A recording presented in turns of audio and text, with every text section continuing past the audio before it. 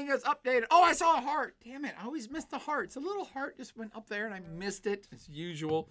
Welcome to the Plot Avenger channel here on Twitch.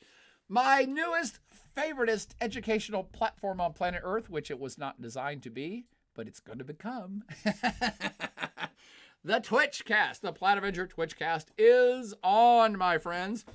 As always, before I get too deeply into ranting and raving about anything in particular, can I get a shout out from anybody to let me know that this is actually working and you can both hear me and or see me and possibly even smell it? Can you smell the education about to happen? RC Cover shows me the Velociraptor face. Scoot Patoot, I know who Scoot Patoot is, says it's working. Brookie Chill, Brookie Chill can hear you and for providing, it thanks me for providing insight on all this. Took your class in 2011. Quack, quack, quack, quack. Best semester I ever taught. I should have quit that semester. I know what that quack quacking is about. That was the time that we had Martin Sheen and Emilio Estevez come to our classroom in Burris Auditorium. This is a true story, friends who were not there at the time. Martin Sheen and Emilio Estevez came to my class, and when they came on stage after I introduced them and everybody's clapping and going, woo, woo, woo, everybody started going, quack, quack, quack. That was a pure moment. That was a pure, that can't, Mighty Ducks moment. It could not be, couldn't be predicted. It was magic. First time chatter from E. Longton said work, and thanks for first time chats always. Inky 2050 in the house. First time chatter from, oh my gosh, FH Frit says hello. Vikram Tiwari in the hizzle. Scoot Patoot's also giving the quack shout out. First time chatter from Yai Meathead or Y Meathead. Meathead. First time chatter from Waddy Runner. Thank you all first time chatters. Thank you. First time chatter from Firo Hoki from a 2011 student. Someone just says Twitch Prime subs. Twitch Prime subs? Twitch Prime subs, what does that mean? Firo Hoki, I think you can become a subscriber if you're you can subscribe to this channel for free if you're on Prime, Amazon Prime. Let's see, Callisto Malfoy, give it back Malfoy in the hizzle. Says, I remember that already. Graduated, but stuck around. I might have taken extra semesters. Class of 2017 from FH Rit. I'm just going to call it that because I can't pronounce it. The Chungus cast up in the hizzle with the Putin icon dropped. Boom. If you subscribe, you can get that Putin icon, which is a popular icon to have right now on planet Earth for a variety of different reasons. Anything to support? Thank you, Fyro Hoki. And 1K, 1CK3R subscribed to Tier 1. Thank you, 1K, 1CK. Please get a better screen name so I can actually say it out loud. Callisto Malfoy just subscribed to Tier 1. iClicker, one kicker. Kicker 3. Let's say kicker. One kicker. All right. I'll call it one kicker. Thank you, Callisto Malfoy. Thank you for the Velociraptor. First time chatter from Hoki Mama. Class of 2012, kaboom! Fyro Hoki missed doing those improv skits. Wait a minute, Fyro Hoki. That means you were on the insider. So tell me who you are. You can just email it to me. You don't have to. iKicker. But Fyro Hoki, you got to tell me who you are. You got to email me. If you were in one of the improv skits, that means you're on the insider. Ashley98 up in the hizzle saying bonjour. So what I want to talk about tonight is the Titanic, huge, big freaking deal that the international press and the world watchers like me have recognized a Titanic shift as something has happened very, very big on planet Earth. Very big. All right. And it's been missed because you're watching other very, very big things that are happening. The other very, very big things that are happening. F Trip says, is this still for World Regents class? Yes, but pretty much we're just doing stuff because we like to connect with people on planet Earth anymore. An anonymous cheer gives a ghost blowing his nose. Oh no, it's a Pac-Man ghost. I recognize that. Holy cow. Okay, so Plaid Katie's gave a bunch of stuff. Plaid Avenger's back. Scoop of Truth says, Germany. We're all about Germany tonight. So the gigantic thing that has happened, you're not going to believe this. I know you're not going to believe this because other gigantic things have been happening. And the other gigantic things that have happened that most people are paying attention to is that Russia invaded Ukraine. And everybody's saying, whoa, crazy. This is insane. This is the world changer. Oh my God, end of days. Oh my God, is it the World War III? Oh my God, we're all going to die. No, and no. It is a big deal. It's a big deal mostly for Ukrainians who will soon be Russians against their will. Many of them, not all of them, but many of them, Russians against their will. They'll still be ethnic Ukrainians, but they'll be Russian citizens. I'm going to go ahead and clear the air and tell you this. Russia will win this war, or whatever you want to call it. Russia will win. They outgun the Ukrainian military 10-1, if not 100-1, in virtually every military measure. It's only a matter of time. In fact, I'm quite frankly shocked it's taken Russia this long. It quite frankly does not speak well to the Russian military. The United States took over Iraq in about 48 hours, a hostile country they knew nothing about. Russia knows this territory. The Soviet Union used to control it. They know where the roads are. They know where the bombs are. They know where the power plants are. They know everything. The fact that it's taken already 4 days and they've not finished taking over Ukraine speaks to either military inadequacies of Russia and or the fighting spirit of the Ukrainians, which the Russians wildly underestimated. Myself included. I actually figured it would take 48 hours. So this is interesting that it's already taken way longer than it should have. And I'm not making fun of the Ukrainian military, by the way. It's literally, this is the equivalent of the United States trying to take over Guatemala and it taking more than 5 days. No offense to my Guatemalan friends, but that's the military standoff or comparison we're talking about here. It's a very one-sided situation.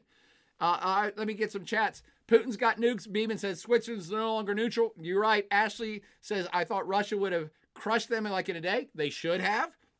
The Russian ruble extremely devalued from Hoon Park. Absolutely. And Hoon Park, remind me of your real name. Is it Harold?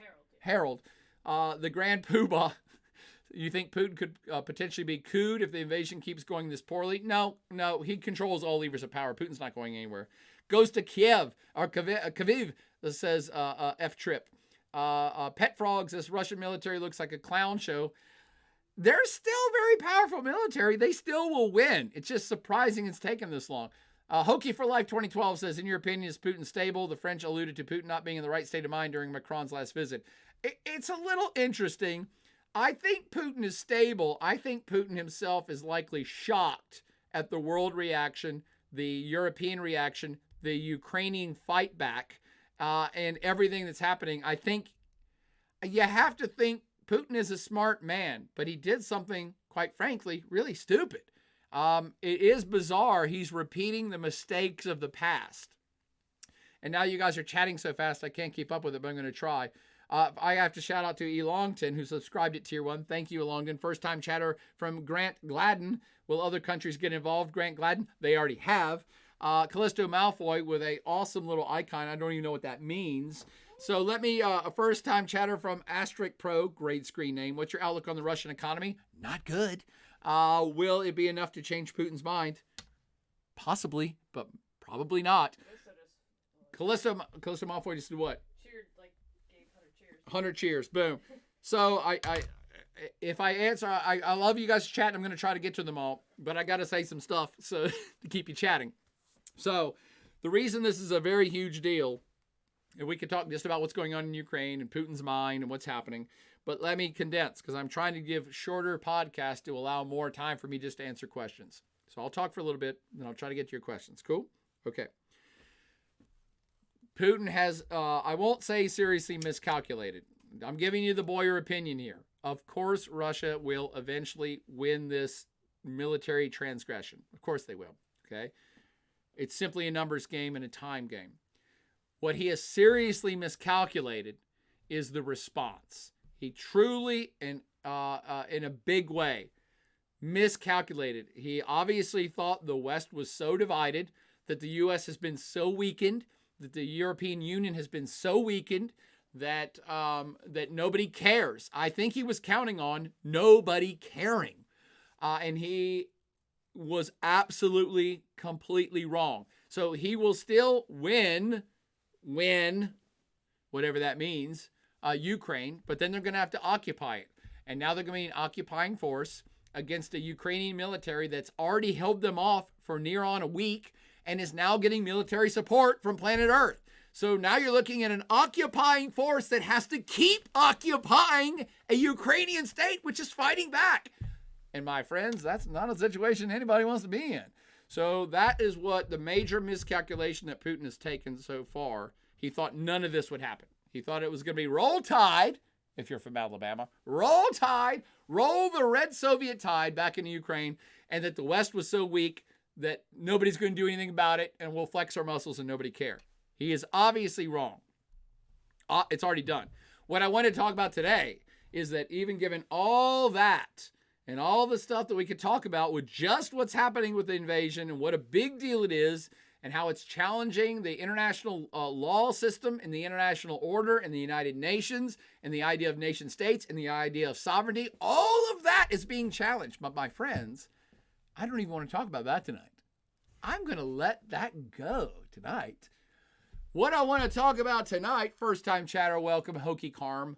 What I want to talk about tonight is, even though that's a huge big deal and a whole bunch of big deal issues, that pales in comparison to what has happened in Germany in the last 48 hours. I know. You're going to be like, Boyer, that's crazy. What are you talking about? There's a war. There's stuff happening. People are dying. It's crazy.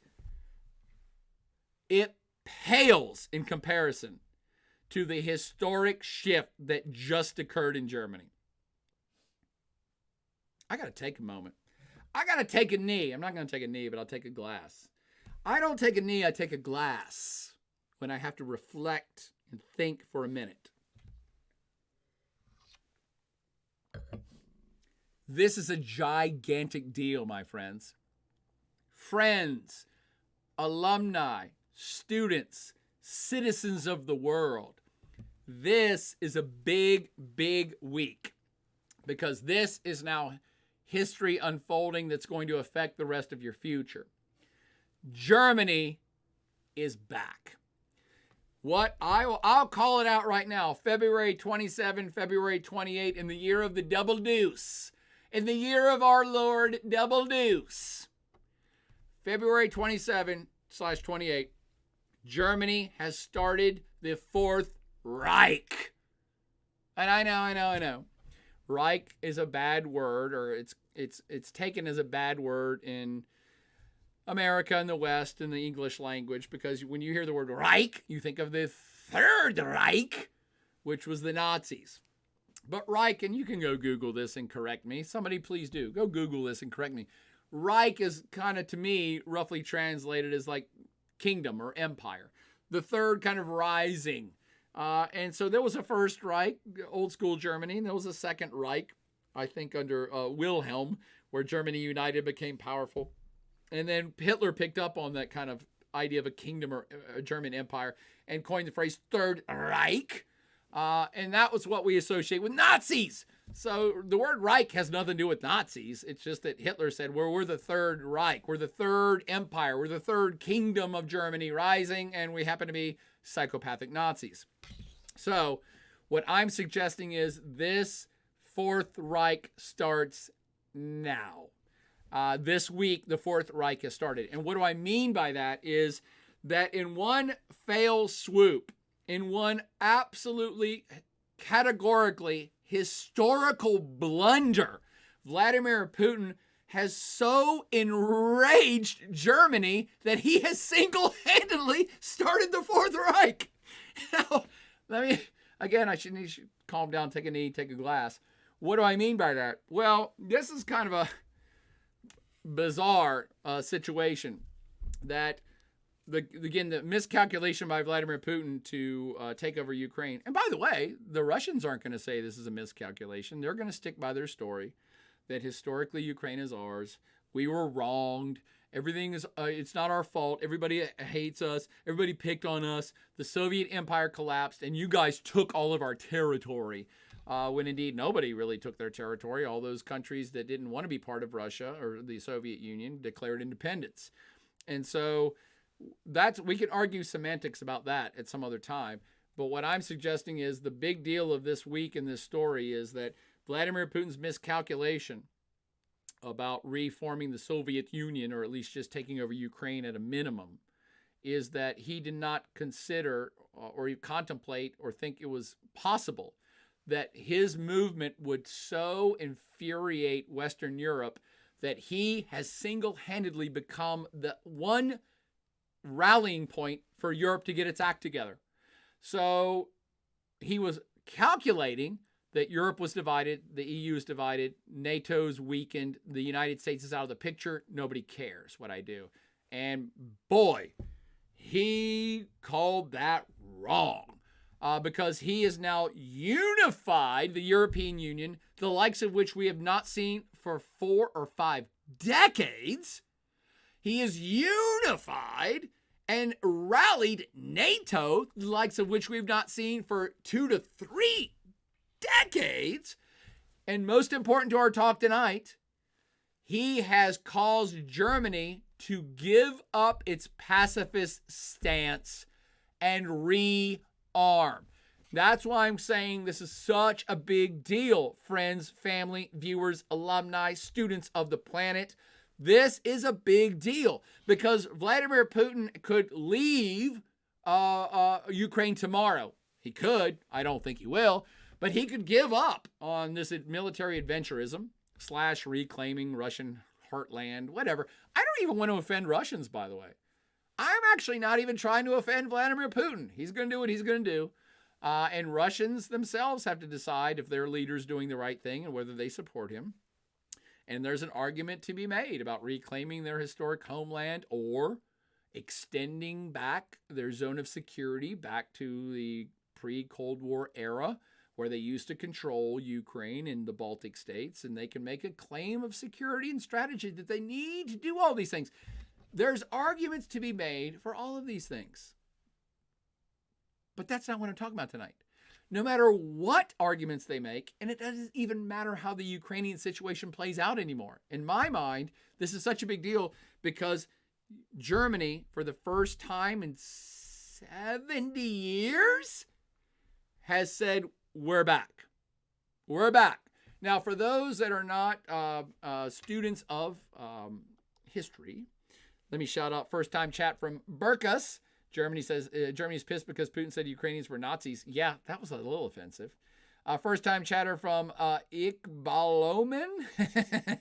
I'm just shouting out the first-time chatters. And the Blind Barber says, will this unification of Western powers hurt China's efforts with Taiwan? No, China's going to take Taiwan. That's a separate broadcast.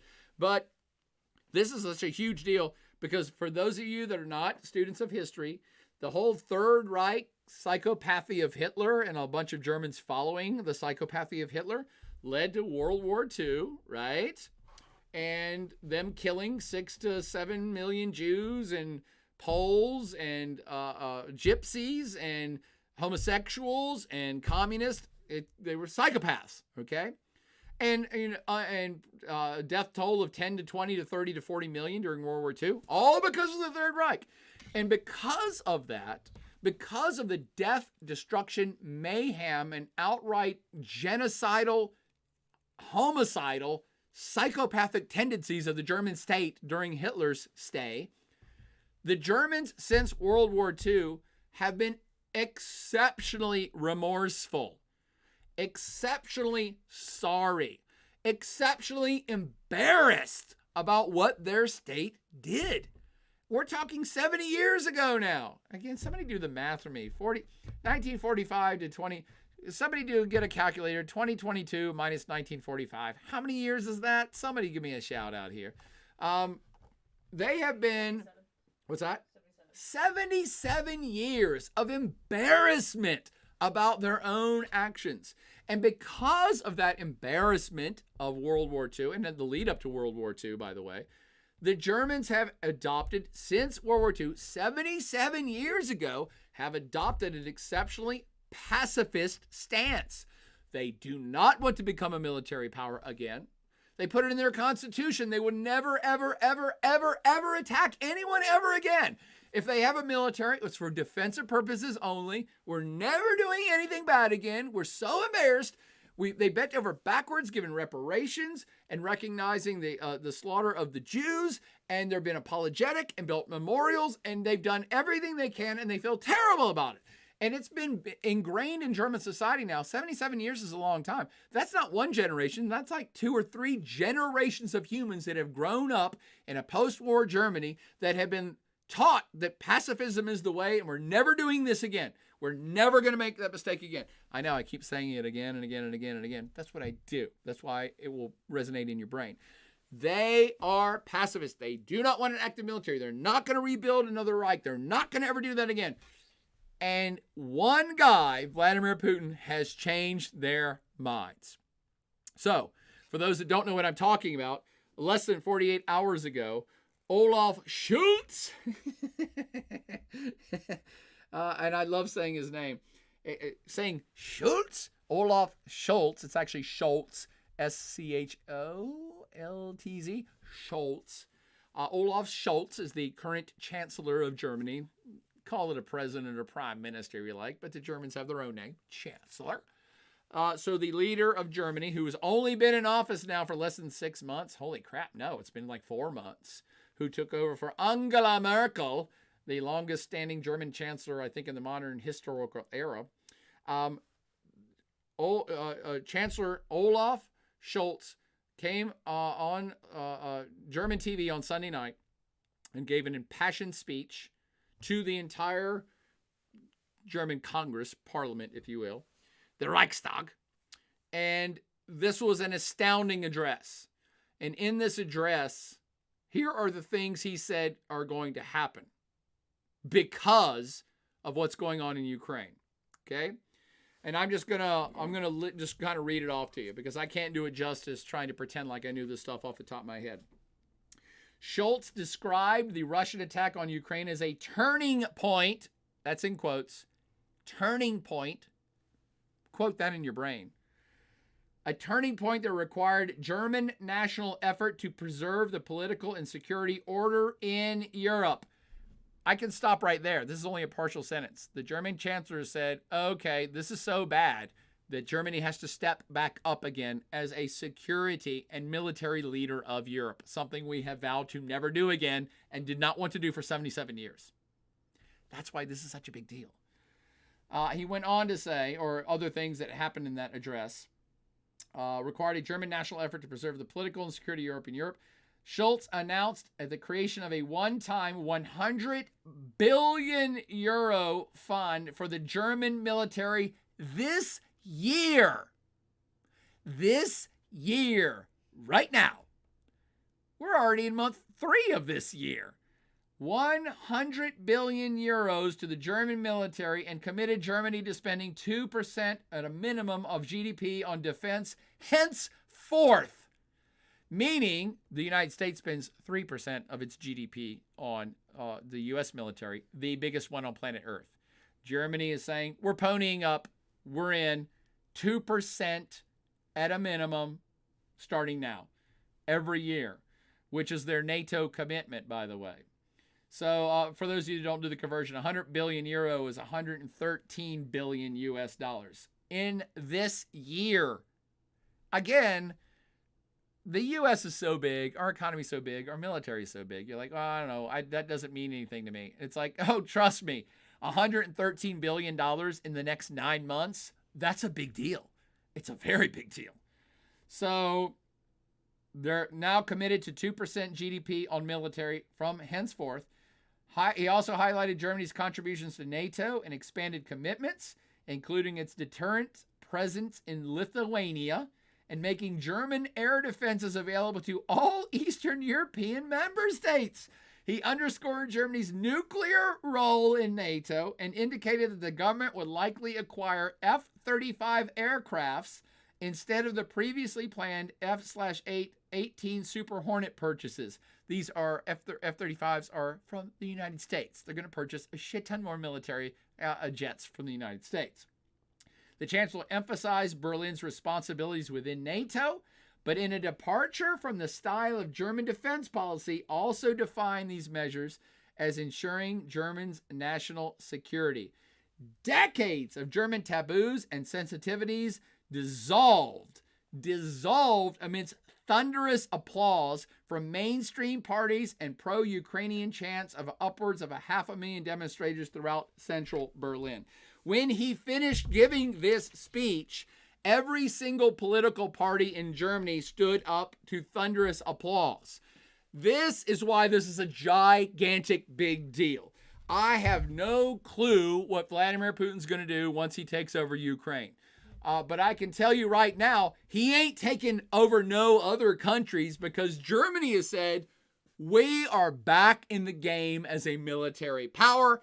Has not happened. This hasn't happened since 1935.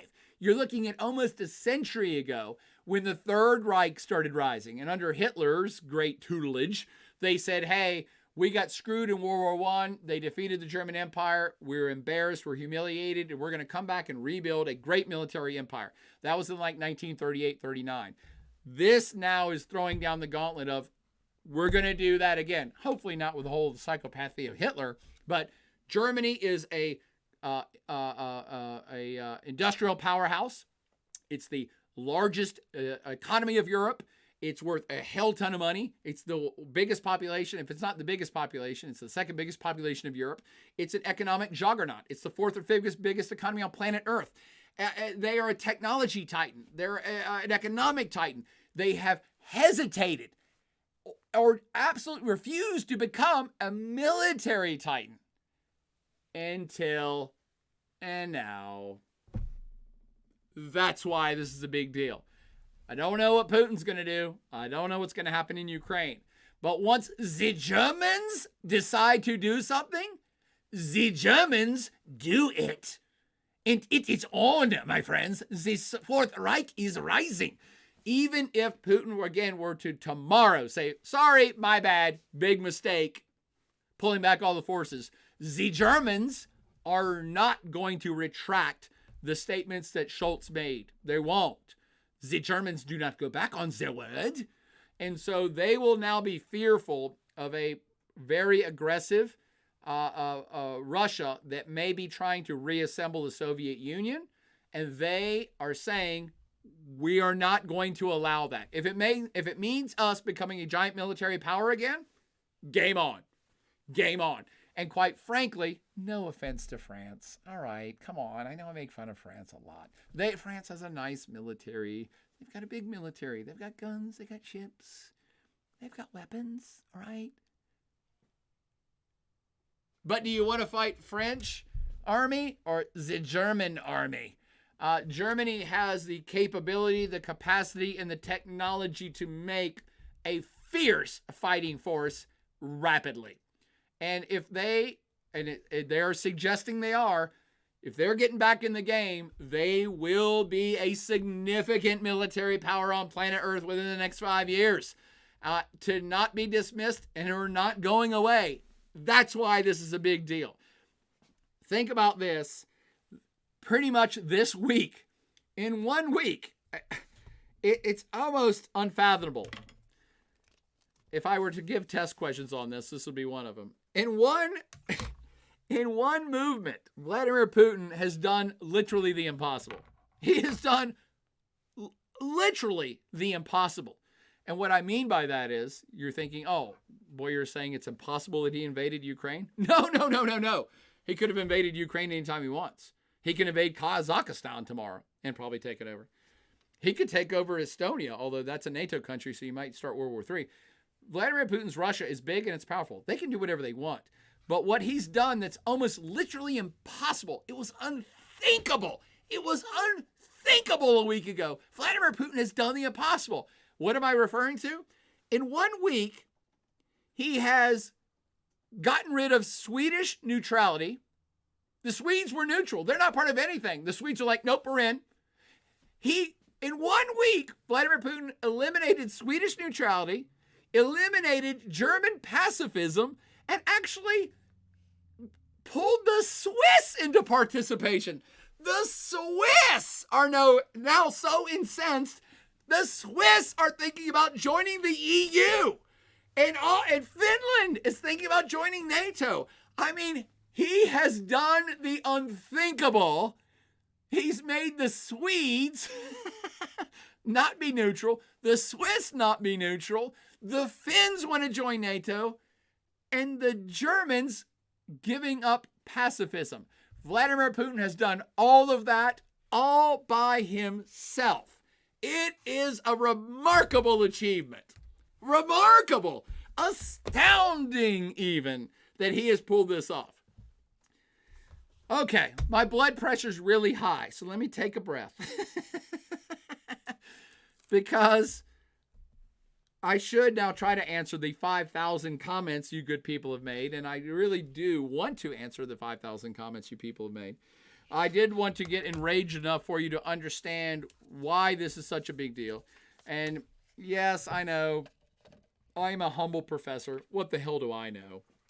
But my instincts about this are really, really strong, that this is a historic moment that that the repercussions of which will ripple through the rest of your lives and your kids' lives and your grandkids' lives. I mean, a re-rise of a German Fourth Reich, hopefully a good one, not an evil one, but a good one, really is a game changer for Europe as a continent, for global security, European security.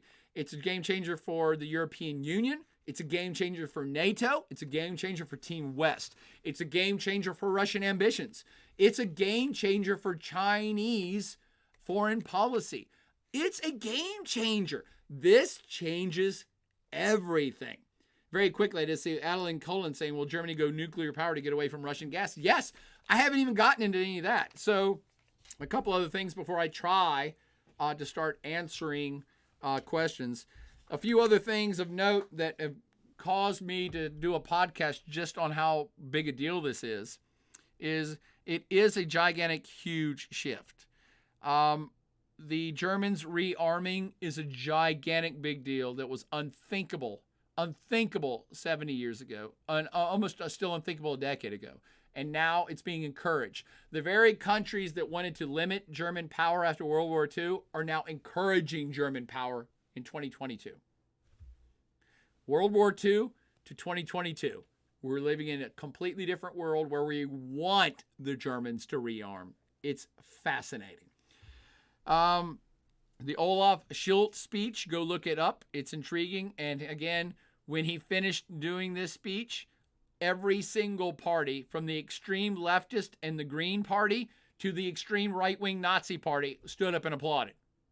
So take that for whatever it's worth. I mean, you don't really want the extreme right-wing Nazi Party applauding for you, but I point that out to underline the almost total support of the German public for this. And if you're from Germany, and I have many German friends, hopefully you're here, you can tell me I'm wrong. But it seems pretty resounding politically. This has a lot of support. And again, it's a big change of all of German foreign policy, and especially the German military. It's just a very big deal. You haven't seen this kind of motivation and movement and military realignment and refocus on the military since 1939. The balance of power shift cannot be underscored. The guilt of World War II is gone. The pacifism that occurred because of the guilt of World War II is now gone. And given Germany's past proficiency of militarization and exhibition of power, one can only think Vladimir Putin is really regretting this move. Maybe he's not, but that's just the military part. Once the German military is completely up to speed. It's not. It will become the natural leader of Europe, which it already is, but it will become the natural military leader of Europe, and a much more forward military leader. Sorry, this is going to hurt some people. Germany's thinking more longer term on this, and this is not a decision they came to lightly. Germany has decided it's time for them to rearm, truly rearm. Again, they have a military, but it's all defensive. And now they're saying, nope, we're rearming. And it's a very big deal that Germany is not taken lightly. And I can't help but think, and this is the painful part for Americans, because of the unpredictability of what's happening in America. I believe that is part of this decision. They don't know, no one in Europe knows, if Donald Trump becomes president again in 3 years, if he will pull the United States out of NATO, period, to appeal to the Russians. We don't know where we'll be in 3 years. But given the Trump past, and I'm not making fun of Trump supporters, this is just realistic debate and assessment of the past and the future, okay? Given Donald Trump's support for Vladimir Putin and his hesitancy to even be a part of NATO once he got into the presidency, the Germans and others are looking at America as an unreliable partner in the future. So this has to have become a part of the decision-making process of, it's time. We really don't know where America's going to be in 3 years, and now we know what Russia's doing. We don't know what our American allies are doing. We know what Russia's doing. We're here in the middle. It's time. It's time. It's that big of a deal, and it's a change that they're not going to retract from. They're not going to go backwards because of the unpredictability of what's happening in the world in general, but American politics specifically. Does that make sense? So the pacifism is gone. The guilt is gone. This is literally week one of a new era for German politics, for German foreign policy, and for German military power. It's a big, big deal. Boom. Oh my God. Typro Ashek. Subscribe to Prime. Thank you, Typro. You're too awesome. Okay.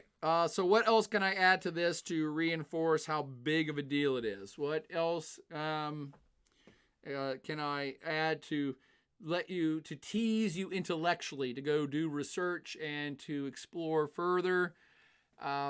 The Nord Stream pipeline deal that, again, a mere week ago or 2 weeks ago, Germany was very hesitant to suggest that they were going to cut off the Nord Stream 2 pipeline, which is a gas pipeline straight from Russia to Germany, built explicitly to supply Germany with gas, natural gas from Russia.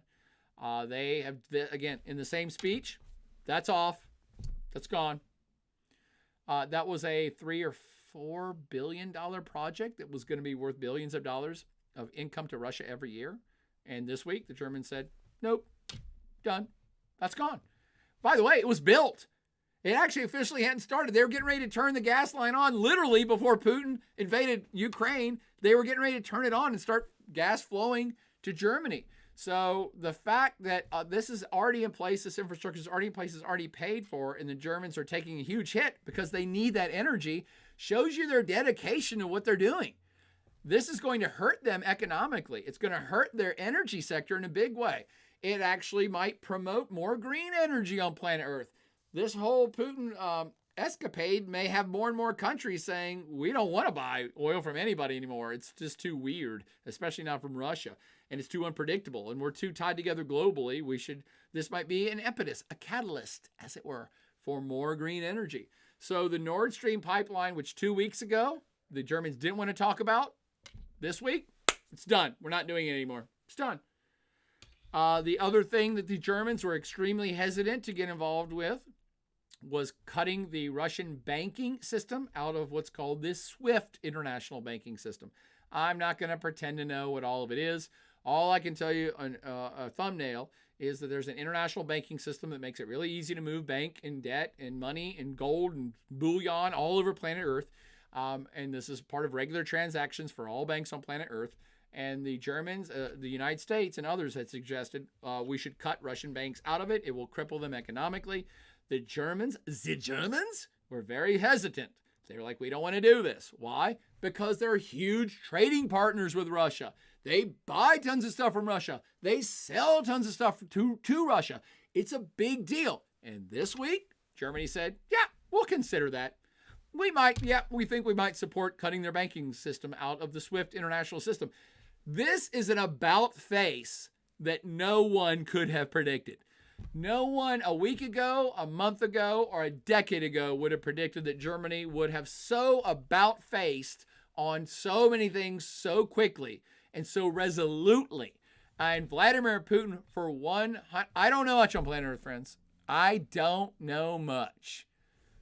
But I would bet a testicle that Vladimir Putin did not think Germany, of all states, would be the ones that did an about face like this.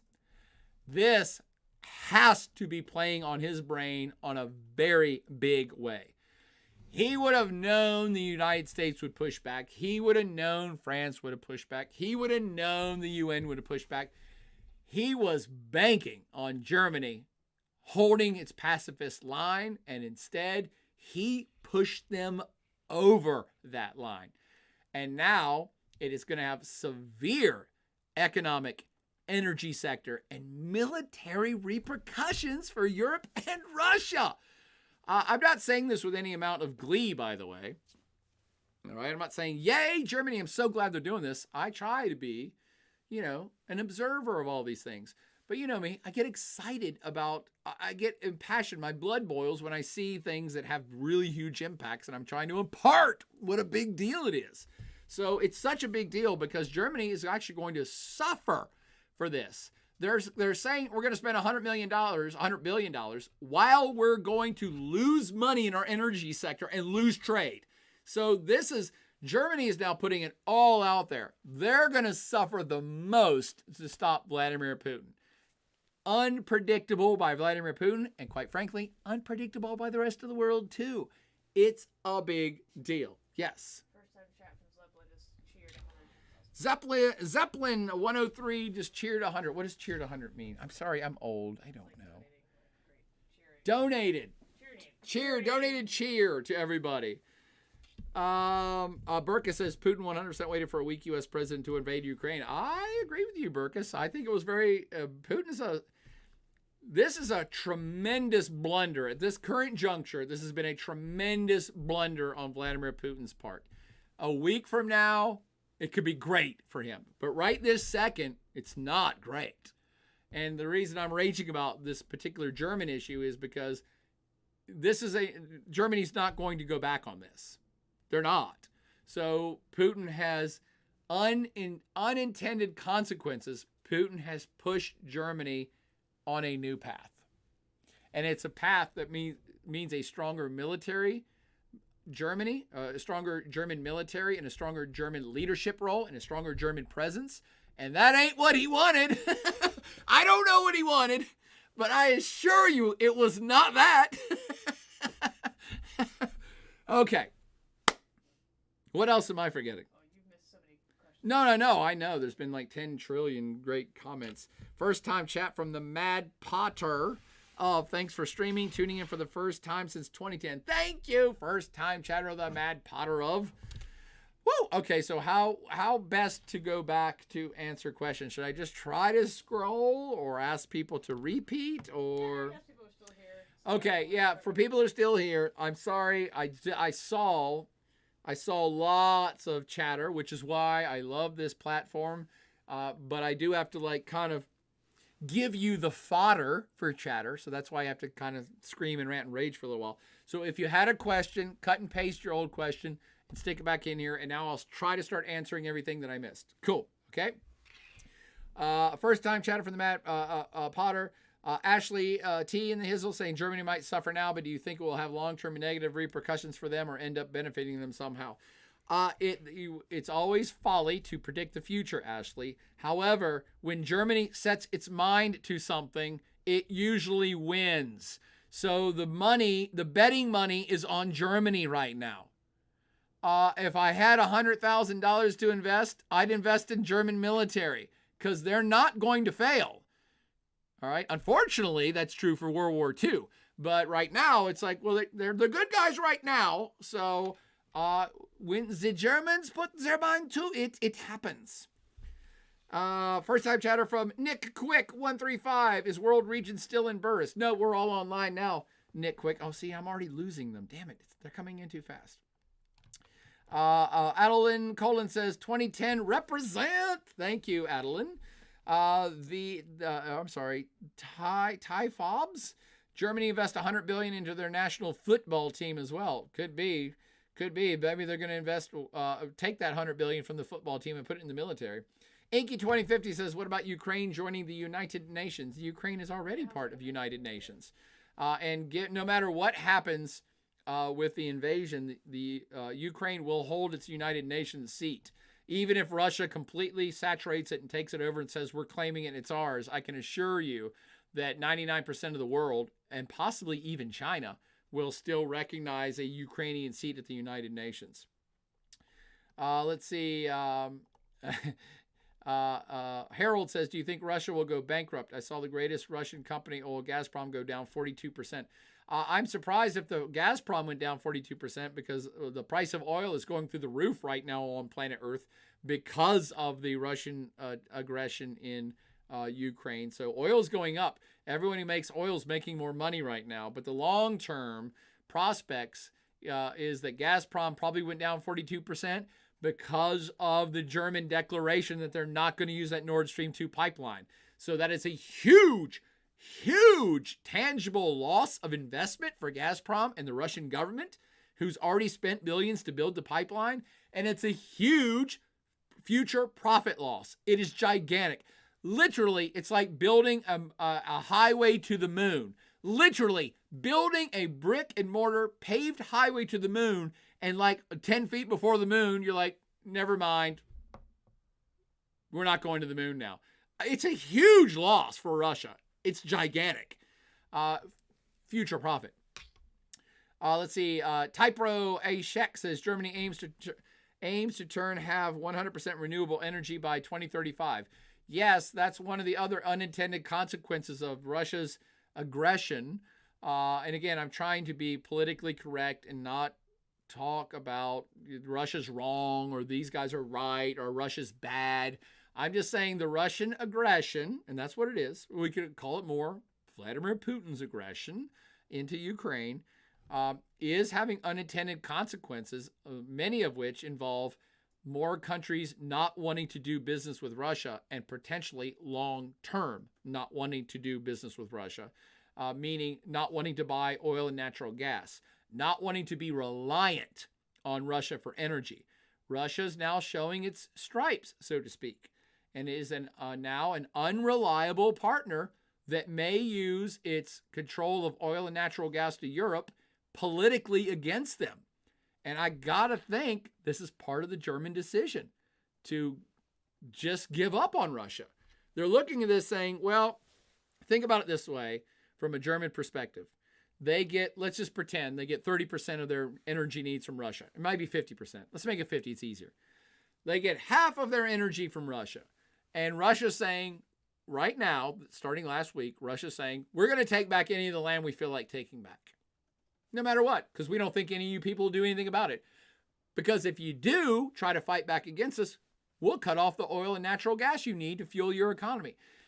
Now, Germany's not 50% reliant on Russian oil and natural gas yet, but that's where they were headed with this Nord Stream 2 pipeline.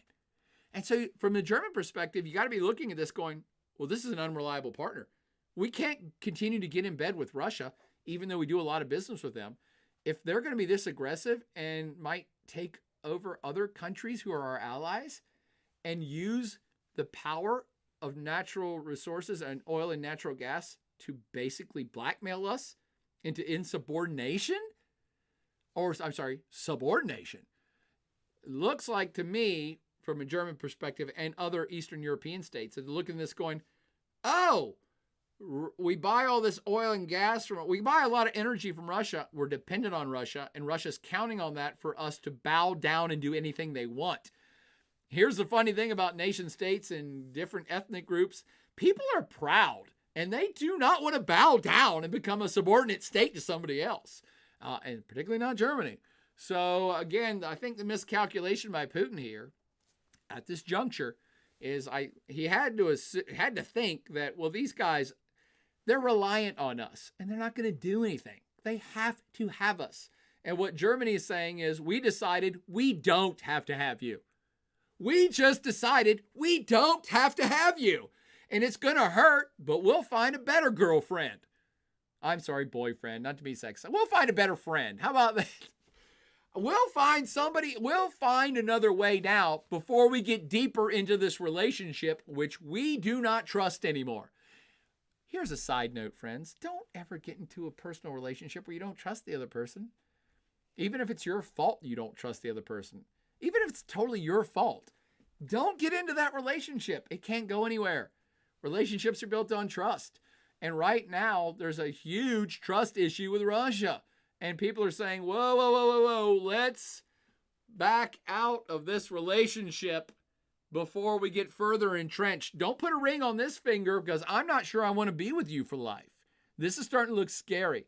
Sorry for the emotional relationship analogy, but I thought it was appropriate. Anyway, that rant was all about the unintended consequences of this, are that more and more countries in Europe and possibly abroad are looking at Russia and saying, we don't want your energy. This looks too scary. You want too much for your energy, and I'm not talking about the price. So that may have a very big long-term impact on Russia. Huge. It's their number one export. It's their number one moneymaker.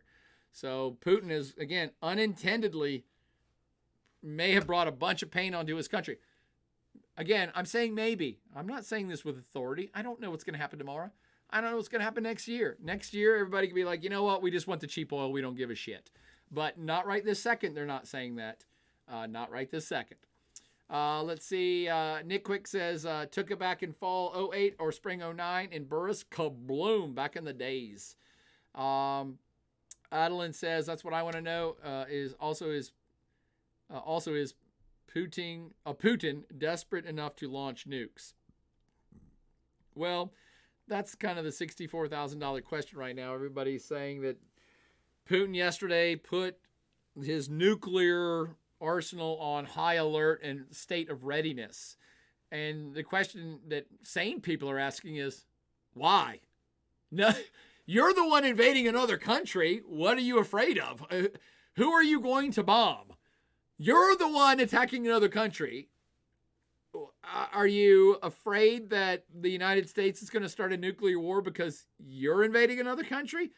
This is why Joe Biden, by the way, in my previous rants here on Twitch, I said something to the effect of, Joe Biden has said like 100 times, the U.S. is not putting boots on the ground. The U.S. is not going to send troops.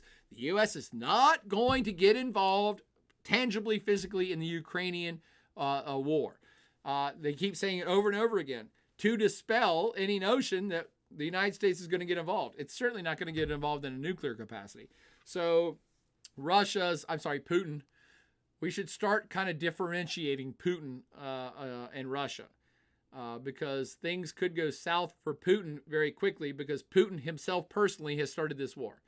Putin is the leader of Russia. He controls all levers of power. He's worth $100 billion. He's probably the richest person on planet Earth, and he feels he's untouchable. That's cool. Good for him. I wish I felt untouchable and had $100 billion. But this is Putin's war now. If it goes well, he'll continue to be a hero to the Russians. But it's not going well right now. So right now, it's Putin's war that could turn on him and turn out badly. Again, I don't think it will. I don't think he's going to get thrown out of office. He's all powerful. He's the all great, powerful wizard of Russia.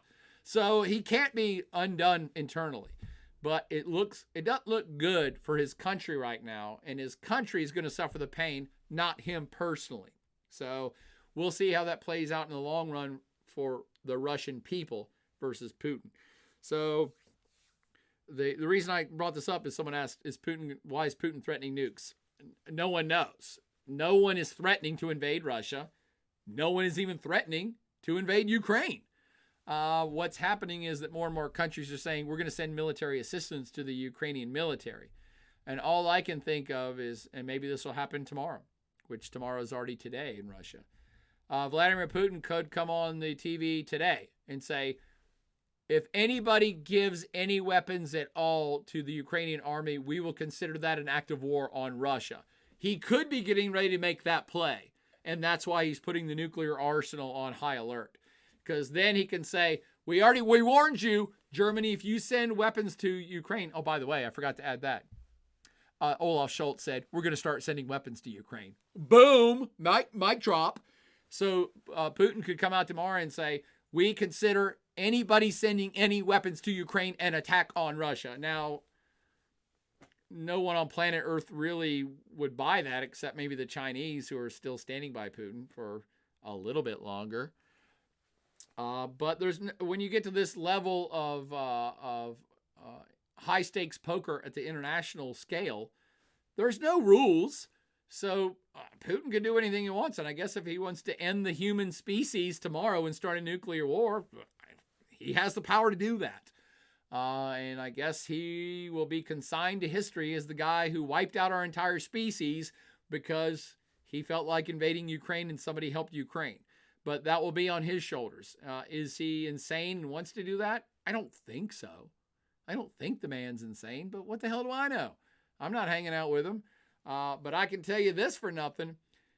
2 weeks ago, Vladimir Putin was one of the most powerful, confident men on planet Earth. Today, he's one of the most powerful, not as confident men on planet Earth. He's not as confident because if he is, then he's insane. But I don't believe he is. And so I think it's largely posturing. And he's going to make some sort of veiled threat that if anybody helps Ukraine, that means you're attacking Russia. And that doesn't really play, in the wider world or even past conventions of war. But he can make that claim, and then perhaps he'll nuke Germany. I can't imagine it, but most of us couldn't imagine he would have invaded Ukraine, although I could have imagined that. The Chungus Cast says, are you noticing Putin's blunder as unifying mistake within nations like the United States? Absolutely. His hugest blunder is he has unified Europe, he has unified the European Union, and he has unified NATO, the likes of which we have not seen for 50 years. He totally miscalled that. Totally miscalled that. And by the way, if there's any like Putin fans out there, like Tucker Carlson, who are like, he meant to do it, he doesn't care. Sure, you can try to play that game, but I don't think he's thinking that. That doesn't he's a logical, calculated human being, and he's wicked smart. And you have to think he didn't go into this fight thinking he was going to unify the world against him. He went into this fight thinking nobody's going to do anything. And by the way, a month ago, I would have agreed with him. I would have agreed with Vladimir Putin a month ago. I would have said, no, the West is distracted. All these countries are just coming out of Corona. Everybody's economy sucks. They're not going to care. They're not going to commit. They're not going to take any economic pain over this country in Eastern Europe. And I, like many others, have been totally wrong, including Vladimir Putin. Totally wrong. It did unify the West. And it does adjust history. At a minimum, it adjusts history in a slight way, and it could be adjusting history in a huge way. You have seen a unified Europe like you've not seen for my lifetime. My lifetime. Because, I was born a long time ago, like 50 years ago or plus. But, the West was most unified right after World War II. It was most unified during World War II. And then it's basically distance decay or time decay. They were most unified to beat the Nazis. And that was like, woo! Everybody's united back in the day. And then that party ends and, it just, that energy has tailed off. And it just tailed off over the years. And so everybody's doing okay. But there, NATO, I don't know. Do we need NATO? There's been a huge debate. Do we need NATO for the last 20 years? Do we even need NATO? Donald Trump came to office 5 years ago. We don't even need NATO. Why do we have NATO? We don't need it. Trust me, every single country in NATO right now is like, thank God we still got NATO. You just gave us a reason, a raison d'être. Reason of existence has been dusted off and galvanized the entire group. So, yeah, it's kind of a big deal. Kind of a big deal. Ashley says, do you think the chances of China siding with Russia are basically null now with this global reaction? I feel like it would be a stupid move if they did. I have approached or talked about the Chinese issue multiple times in past rants. China is the one to watch. What China does will affect a lot. And China is a calculating country, and they play the long game. So I don't know. Right this second, China's not going to be more verbally supportive of Russia because the chips are down against Russia right now. If it all turns around a month from now and Russia's back on top and everything's great and they're conquering all of Europe, China might throw their support behind them. But China does not do things lightly, and it will calculate. It will let things play out. It's not going to do any more support of Russia than it already has. That whatever they've said, that's all they're going to say. They're going to wait for this to play out and watch the repercussions.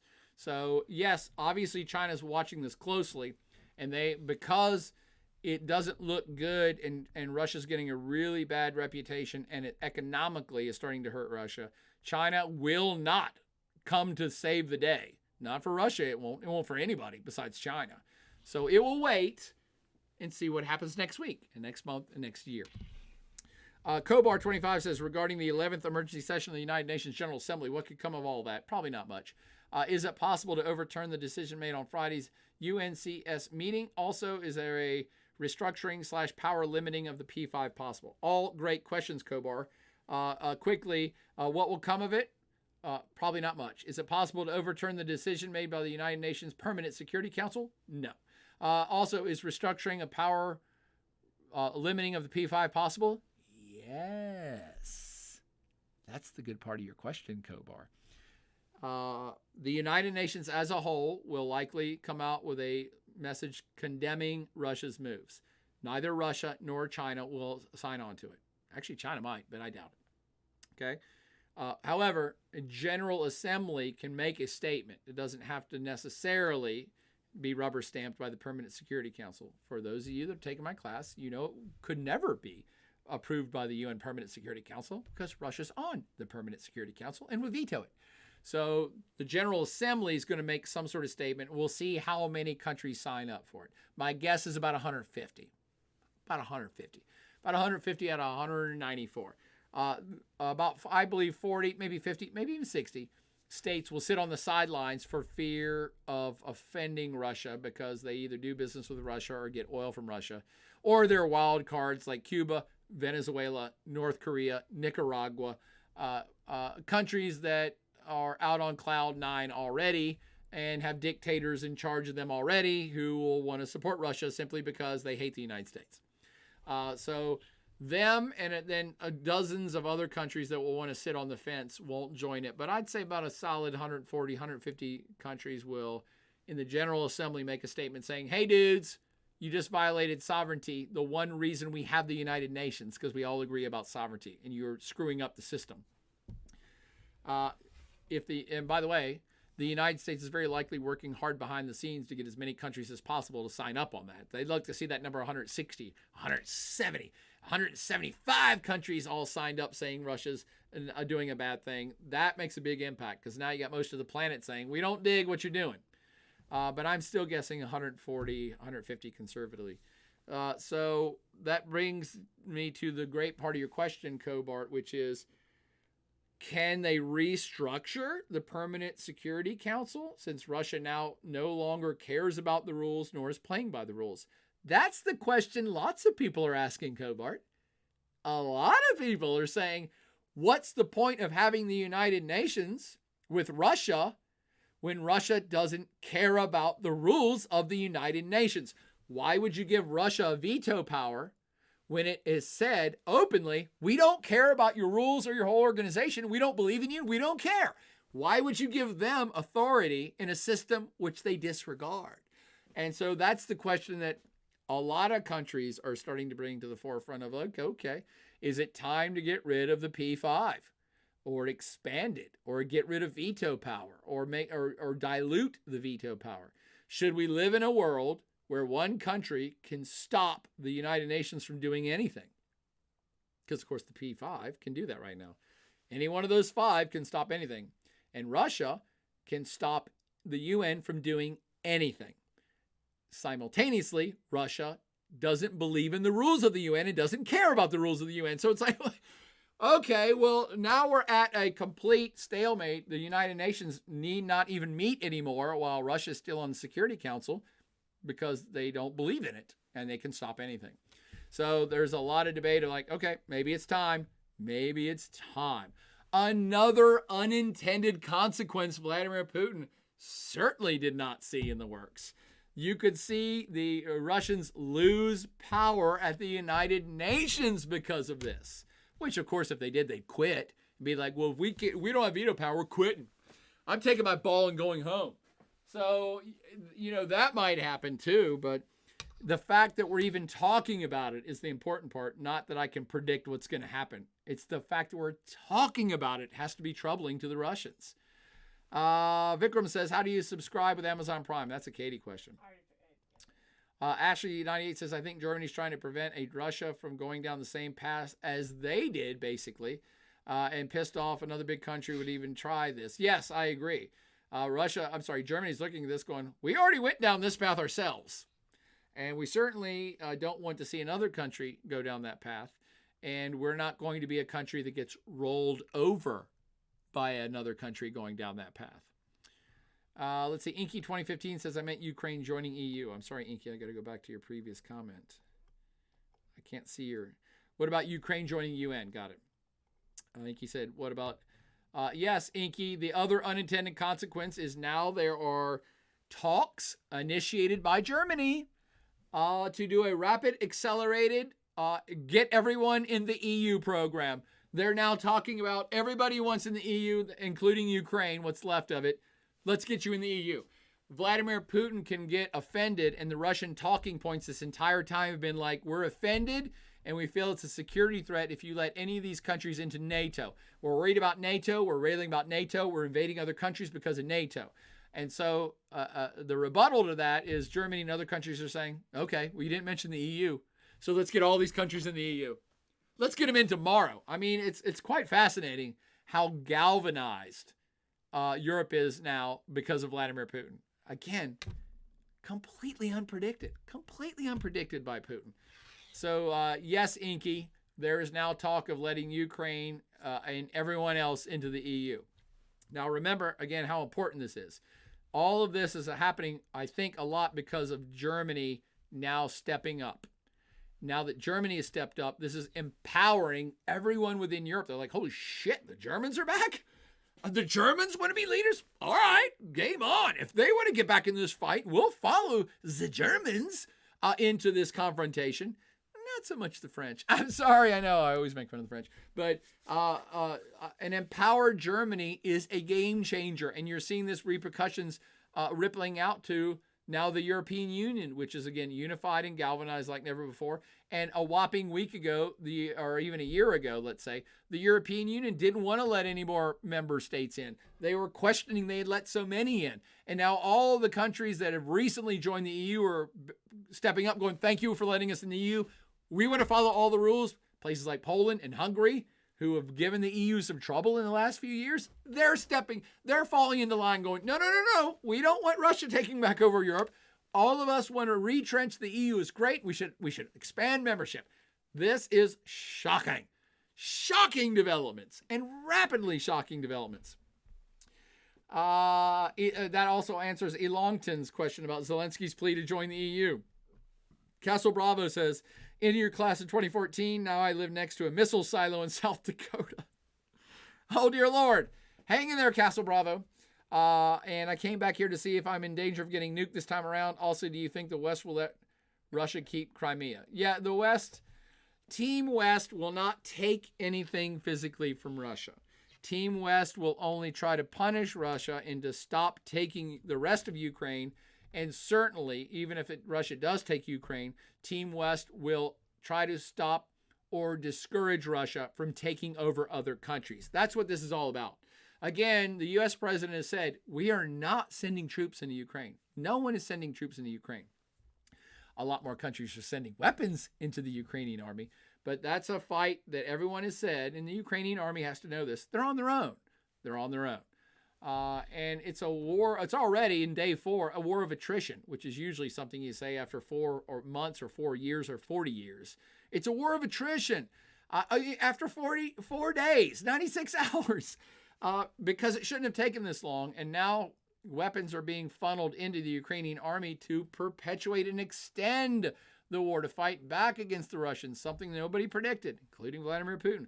So that's why this is a big deal. The West is not going to physically come in and liberate Russia, and they're not going to liberate the Crimean Peninsula. This is more, all these moves are being made to counter Russia's expansionist mood. That's it, to counter their mood.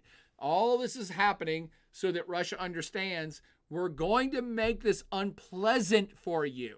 We're going to make you taking over other countries unpleasant. And if you continue to take other countries outside of Ukraine, we're going to double down on the unpleasantness. That's what's going on here. Okay? So no one's taking anything back from Russia. They're just going to make it unpleasant for Russia to continue to do what they're doing. First time chatter from Home Dogs times 5. Home Dog says Japan is in a kind of similar situation with not having a full military but a defense force, right? Do you think Japan will rearm to the extent of Germany? Great question, Home Dog. Holy Pokemons, that's a good question. Yeah, I gotta think that Germany, and again, for those of you that aren't history buffs, it's okay, but both Germany and Japan became pacifist states after their transgressions of World War II. And both states focused on self-defense, not an active military that can project power outwards. By the way, Home Dogs, if you took my class back in the day, you might have learned this. Japan has been questioning this for the last decade. With the rise of China, Japan had already been thinking about converting its self-defense force to a true blue military.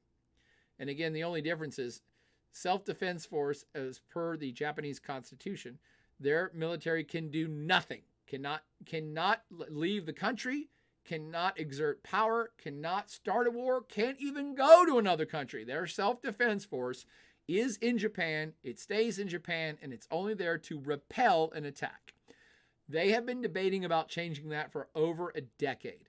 I can't help but think, with what's going on right now, that Japan might follow suit with Germany. Holy shit snacks. That may be a whole nother podcast. And so you gotta think China's got to be considering that.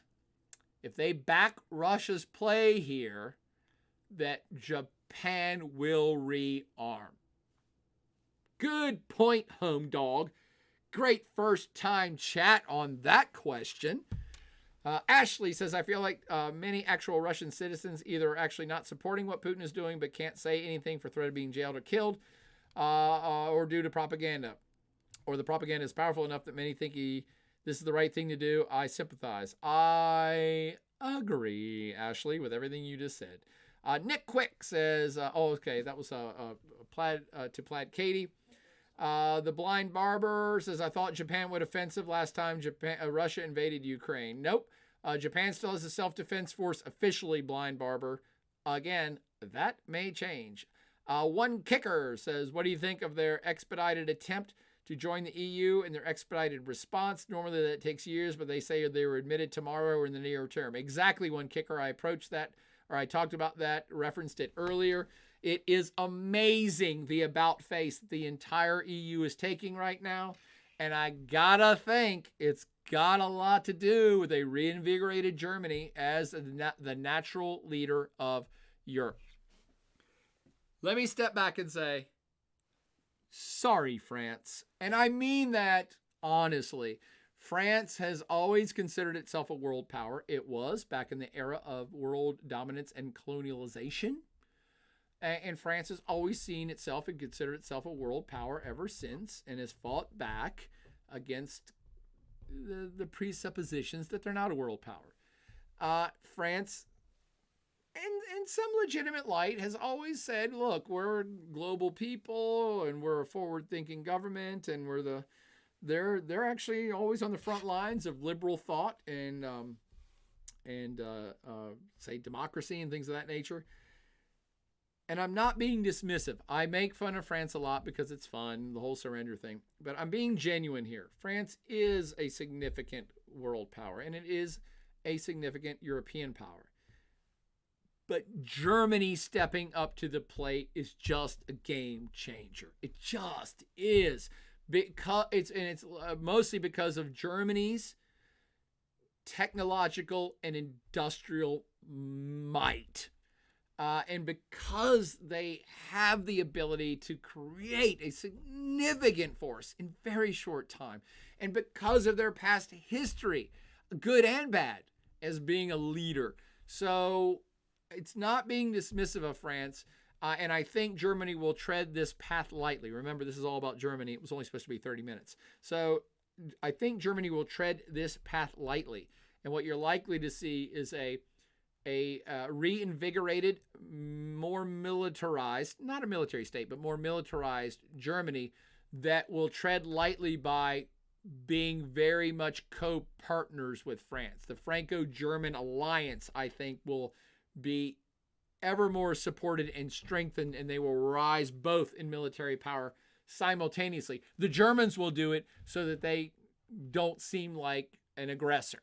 They don't want to seem like they're going to redo the Third Reich. They will probably have France as a significant partner so that like, no, we're doing this together.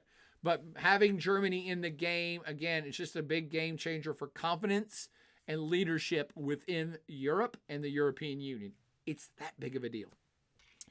Hokey Carm says, having 20-year-old flashbacks about all your Putin talks at McBride 100. We never had to talk about social media backlash back then. I know, because there was none.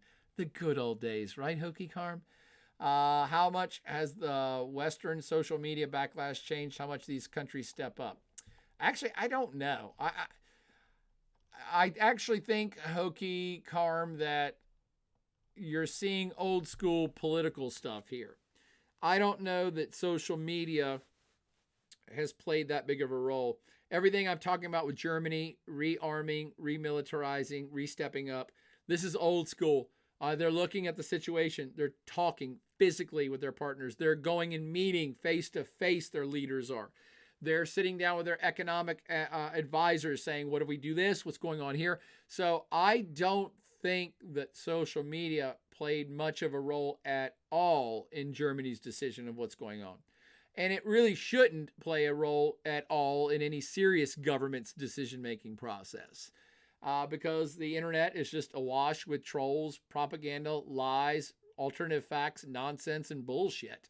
So any serious country making serious policy decisions, really, if they're like, well, what's the Twitter feed pulse on this? That country's already failed. I don't know what else to say. I guess because I'm old, and I'm like, it ain't that big a deal. Maybe it is, but I don't think it's been part of the decision-making process for Germany. I just don't. Sir Yogurt Cup back in the hizzle. Welcome back, Sir Yogurt Cup. I wish the other occupied lands could get this much support. Agreed, Sir Yogurt Cup. Burka says, can you talk about the implications of China supporting Russia, or sanctions won't mean much if China has their back? Absolutely, Burkus. However, think about this from the Chinese perspective. They are long game players. So they're looking at what if we support Russia or don't support Russia? Where do those paths lead a month from now, a year from now, 20 years from now? I know. I wish all countries thought the way China thought. They think about long term before they make decisions, which is why they're not going to make one anytime soon. But you have to think about it from their perspective. If I was in the Chinese government, I'd be looking at this saying, what do we stand to gain by supporting Russia? What do we stand to lose by supporting Russia? The gain is we can get a lot of raw resources way cheaper because Russia will become a subservient state to us. Because if the West cuts off all trade with them, then Russia has to sell their oil and natural gas and timber and palladium and nickel and trees and everything else. They'll have to sell to us for dirt cheap because they won't have any other buyers. So it becomes a buyer's market. China can be like, oh, we hope Russia gets totally alienated because we can buy stuff for cheap. That is an easy call they support Russia and wheat. I forgot about wheat because they just cut a wheat deal last week. They can get all these raw commodities for way cheaper if they support Russia. Okay. What else do they get?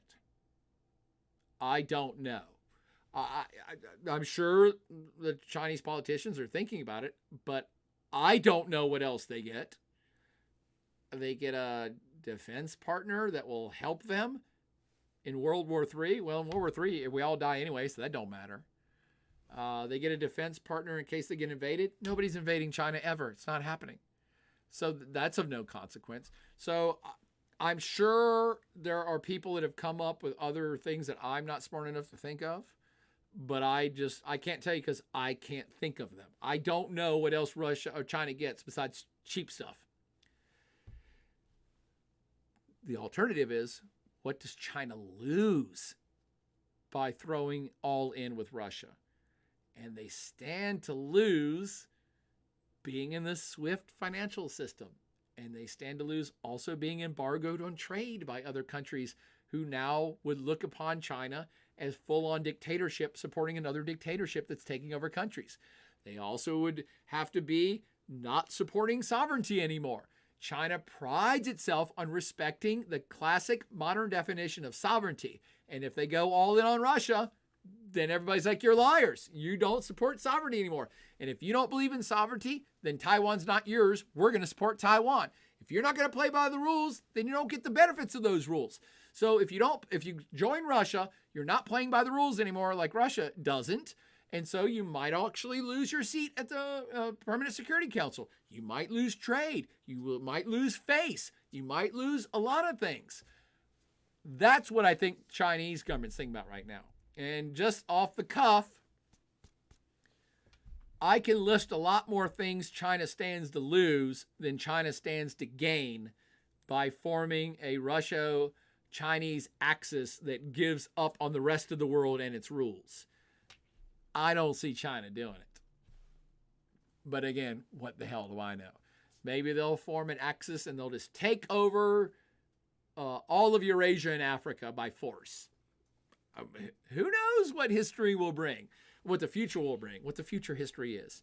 But I don't see it right this second. China's just got its credibility and respectability back on the global stage. It stands to gain a tremendous amount by just being China. Why the hell would they risk all that by supporting the Ruskies' adventurism in Eastern Europe? I don't see the gain, but somebody else smarter than me might. Ashley says, I can't figure out why Putin didn't predict at least some of this happening. I can see how he didn't predict Germany, but the rest of this, they're threatening war and impeding on another country's freedom and sovereignty on the same continent. Most of the West, if anything was going to unite them, it was going to be this. Yes, Ashley, it is hard to know anybody else's brain, anybody on planet Earth, much less Vladimir Putin's. But one has to think that power corrupts, and ultimate power corrupts ultimately. And that's true for the one true ring in Middle Earth, by the way, that Gollum found. But the lesson here in today's world is the longer leaders are in power and the more power they bring to themselves, the more disconnected they get from reality. It happens all the time. You've never heard of a leader who's been in charge of a dictator or leader who's been in charge of a country for 10, 20, 30, 40, 50 years that had actually any clue what was happening in that country. Leaders, powerful men, and dictators surround themselves with sycophants. I love the word sycophant. You surround yourself with people who agree with you. You get rid of everybody who disagrees with you. They're a threat. You don't agree with my policy? Kill them. Imprison them. Gulag. Send them away. You surround yourself with yes men. And so Putin's been in power for 22 years. He's surrounded by people who just tell him how awesome he is. And he has high poll ratings. So he basically just has come to the conclusion he's untouchable. And everybody agrees with everything he thinks. And that gets to be a dangerous way to live. Because if you're not in touch with reality, you make bad decisions. All dictatorships end the same way. I thought Putin had another 10 or 20 years in him, and he still might. But he's put himself at risk by becoming so insulated and isolated in his own power that he can no longer predict correctly what his actions will do because everybody just says he's awesome and they all love him and he's untouchable and he's great. I think that's where part of the disconnect has come. And again, it happens to all dictators who are in power for way too long. Life of Toad says, just a fun fact, top 5 for cyber attack targets today. Number 1, Brazil. 2, Russia. 3, China. 4, Germany. 5, USA. Who's attacking Brazil? Sir Yogurt Cup says, I think Putin is more testing the waters to see how much he can take. That's a good point, Sir Yogurt Cup. It could very well be. Grigurl says, are Russian soldiers being lied to about just participating in exercises, or is this just Western propaganda? No, I mean, I don't know what the Russian soldiers should be being told, obviously, but the soldiers know they're firing real weapons, and they know they're blowing up buildings. They can see that. I don't think any of them are foolish enough to believe that they're in a matrix type environment where it's not real. So they know what's going on. Again, can they express their dissatisfaction or perhaps don't want to participate? They cannot. Let's see. Typro Hashek has got me a double Putin icon. Thanks for that. Nick Quick says, dang, appreciate all the behind the scenes for a fun class. Thank you, Nick. R Cover C just says, does that mean you're going back on your declaration weeks ago that Russia and Putin have already won? Oh, no, R Cover C. No, he's already won. Again, he wanted Russian respect. He wanted everybody to think about Russia and consider Russia a world power again and worry about Russia. And he has achieved that goal. Did he think there would be the repercussions? No. And the militarily speaking, I keep stressing, yes, they can win anytime they want. And they will soon 100% occupy Ukraine. That just is what it is. They have a superior military force. So they will still win no matter what. But the question now starts to become, what have they won? And at what cost? Everybody is looking at Russia right now. Everybody's talking about Russia, but not in the way that Putin perhaps wanted. Harold says, do you think people like Navalny, the guy who was in prison in Russia, get power from this crisis? He does, but unfortunately it means that he'll probably die. They certainly don't want that guy, who was a leading opposition figure in Russia, by the way, for those who don't know, who's been poisoned at least once by the KGB and imprisoned multiple times. They certainly don't want his ass out on the streets rallying support. So he's likely to die of mysterious circumstances in prison, and likely quite soon, I'm unfortunately have to say. Nick Quick says, is he even still alive? Again, Nick Quick, I don't think for long. Hokey Mama says, well, if it isn't the consequences of his actions, kaboom. The Fosby says, from U.S. perspective, is Germany higher military influence in Europe good for us? Good because they have allies, but I don't know. It's good for us right in this second. Good for us being the United States of America. Remember, Donald Trump, when he came to power, said NATO's a joke. He openly dissed Germany all the time. He openly dissed Chancellor Angela Merkel all the time. And he dissed them because he was saying Germany's not a real military. They're not ponying up enough. They don't add enough military power to NATO. They're not paying their dues in NATO. All these things were true, by the way. For my Trump fans out there, they were all true. And so he was a rallying cry to wake up NATO countries and say, you guys aren't doing enough, and the United States shouldn't be here flipping the entire bill for your security. And his actions were largely ineffective because people said, well, this guy's just kind of radical and we can't even trust him anymore. And he's talking about getting rid of NATO. But again, in one fell swoop, Vladimir Putin just cured all that. And Germany said, nope, Donald Trump was right. We are totally going to step up and do our contribution correctly for NATO. And we're going to be a power in NATO. We might even start talking about nuclear weapons. Maybe. That's going to be a big issue for the German public. Most Germans do not want nuclear weapons, but who knows? In today's climate, that might change too. And it's certainly changing their attitude about their own military. So in this bizarro world where Donald Trump always praised Vladimir Putin and liked him, and Donald Trump perhaps wanted to get rid of NATO and was saying, by the way, we should get rid of NATO because you're not doing enough. In this bizarre twist of fate, It's Vladimir Putin who has made all of Donald Trump's desires come true. Sorry, I had to point out the irony there. So yeah, a strong German military certainly benefits NATO in a big way, which benefits the United States, who pays most of the bills for NATO. So basically, Germany's saying, we're going to start paying more of the bills, United States. We're in it to win it now. Ashley points out it's good for the U.S. as long as we remain their allies, which is likely for the rest of our lives. Harold says, will there be a second arms race due to the invasion in Ukraine? I heard that other countries are supplying Ukraine with weapons. You are correct, Harold. Other countries are supplying Ukraine with conventional military weapons, not atomic or nuclear. And maybe that's what Putin's going to say. If anybody gives them an atomic weapon, we'll attack the country that gives them an atomic weapon. I don't know. I'm just speculating. But second arms race is on, Harold. It is on. Germany's going to start producing weapons like you haven't seen since 1939. Weapons production is up. Put your stocks in German weapons manufacturers and United States weapons manufacturers. I'm not saying this with any amount of glee, by the way. I'm just saying it is on. Arms race is back on. Europe will militarize once more, like the good old bad days of World War II and World War I. Type Rose says, I feel like it's best to trust Germany, but I could be very wrong. They could have learned their lesson right now. I'd say it's a decent bet to trust them. Sir Yogurt Cup says, Germany sending military to Eastern Europe to fight Russia. Where have I seen this before? Right? The Chungus cast with the Putin icon drop.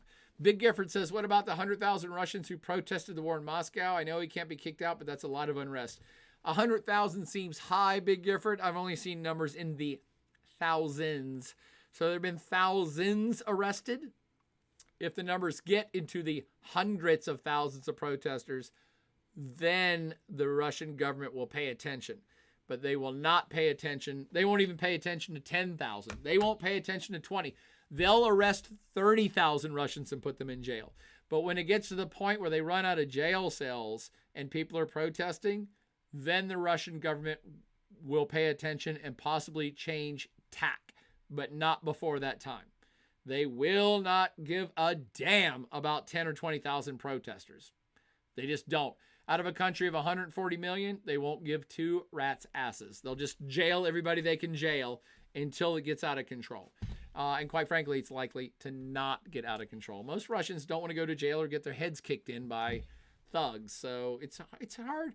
We talk about protesting in America because it's easy. We're a democracy. We have rights. Even if the police do beat you down, you can then sue them. In Russia, when anybody beats you down, you're on your own. And it's harder to protest under those circumstances because the risks are so real. The visceral risks are real. You could die.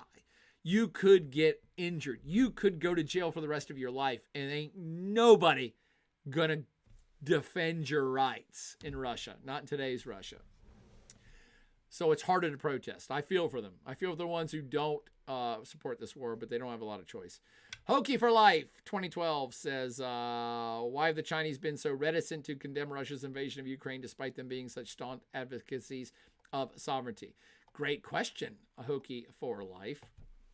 It has a lot to do with China playing the fence. Again, I keep saying China plays the long game. China likes when other powers are fighting amongst themselves. That empowers them. China likes when the U.S. is taking a hit.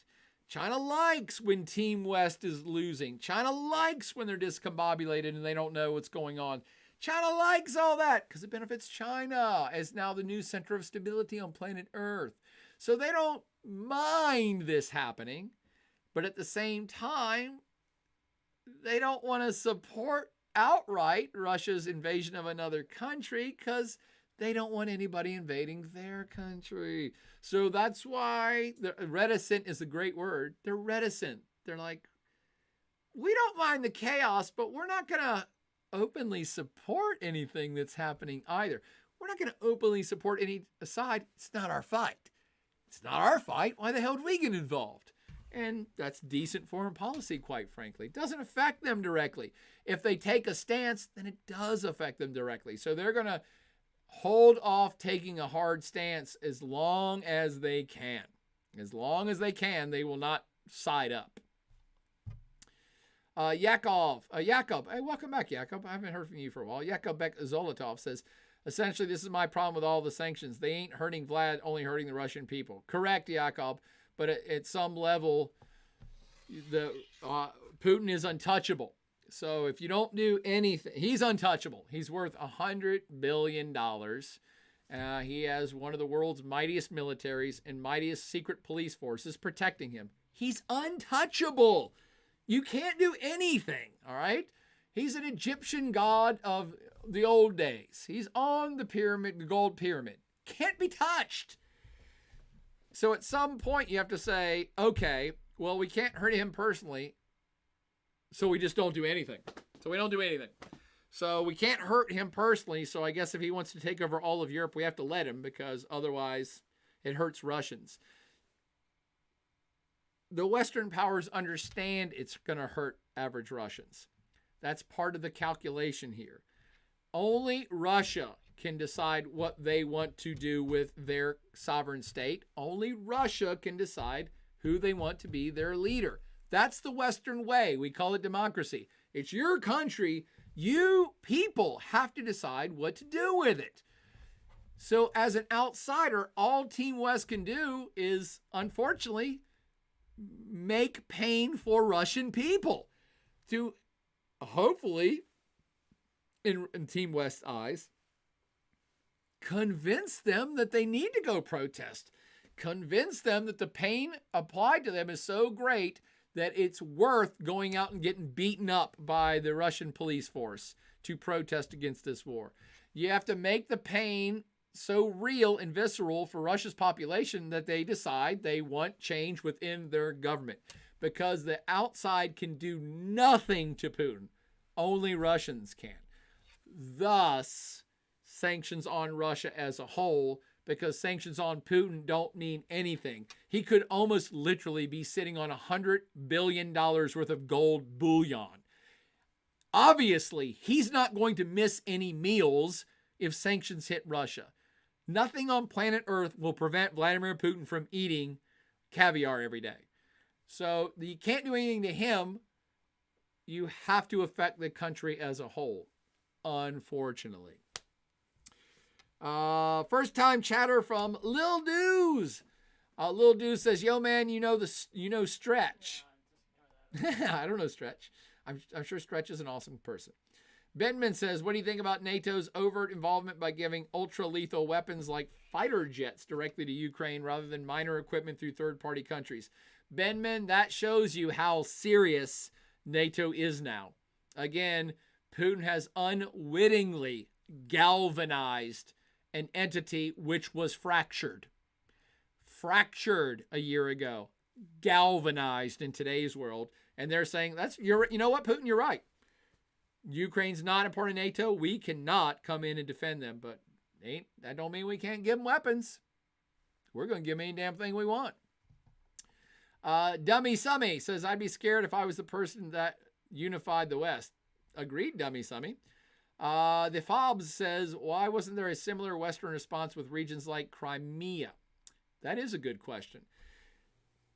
Kind of like, and I hate to make the Hitler comparisons because that's usually a shallow play, but much the same way that Hitler was allowed to take over parts of Poland. Hitler basically came out in like the late 30s and early 1940s, 1938, 39. Somebody can look up the facts for me. It said, Sudetenland, this part of Poland and say Austria, this is actually ours. It always was ours historically. And so we're taking that back. And all the European powers and the United States were like, okay, well, none of us want to get into war with you over that. Okay, well, Hitler just wants to take that little piece of Poland. Once he gets that, he'll be fine. Do I need to finish the story now? Everybody gets it. It's like, it was called appeasement. You're like trying to appease a dictator is a losing game. And so everybody already made that mistake with Hitler during World War I or II, because he said, of course, oh, well, they let me have that peace, so now I'll take any damn thing I want. You could be basically seeing that playing out with Putin right now. He took Crimea, and everybody said, well, okay, they do have some historic claim over Crimea and their naval bases there. And okay, well, if he just wants Crimea, I guess it's okay. And then, much like Hitler, he said, no, actually, I'm going to take all the rest of it too. And everyone's like, ah, shit. All right. So the same way when Hitler invaded the rest of Europe, there was a response. That's what you're seeing now. Hitler got a little, then he wanted more. Putin wanted a little, then he wanted more. And both times when you want more, that's what initiates the response. So that's why nobody did anything with Crimea in 2014. And that's why they're doing something now. Because at this point, the Team West opinion, and this, by the way, it's not my personal opinion, but the Team West opinion is, well, we gave him Crimea, or we let him take Crimea. All right, then he took all Ukraine. Okay, but if we don't stop him now, he's going to take back Poland and Lithuania and Estonia. Now, do I believe that personally?